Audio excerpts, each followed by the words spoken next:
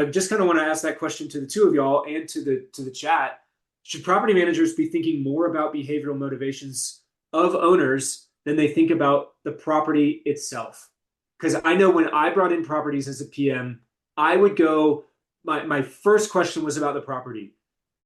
But I'm wondering if you think that based on the data that you've seen, we should be thinking more about the behavioral motivations of the owner first and a little bit less about the exact property less.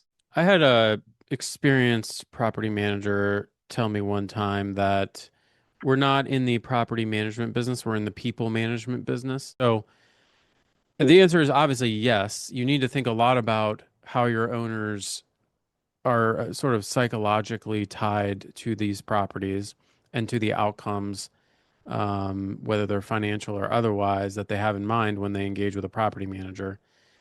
Only good things can happen from spending time dwelling on how to categorize your owners, how to meet them where they are, how to understand their expectations, how to set their expectations, how to educate them. Yeah, this is how I would answer this. Look at the size of the gap between the exiters and the holders. The gap between the holders and the expanders is much, much wider.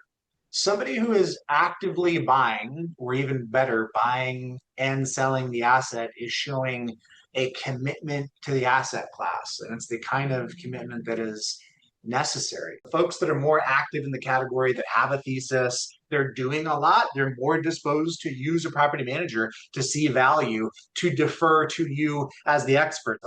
I think that what the data shows us quite clearly is that motivations along this axis matter tremendously. As somebody who's probably dealt with a lot of property owners, what are some behavioral questions that you would want to know the answer to for, from an owner before, if you wanted to find out their motivations, if you wanted to understand what they were in it for and if they were the right fit for you guys or not? Have you ever worked with a property manager? And you can also ask, I like to ask questions about sort of financial resilience, like, you know, it's not uncommon to have large unexpected expenses over the course of, owning a rental property. Would you be able to handle, a capital call on the order of $10,000 for a new AC or a roof or something like that, and see how they react to that?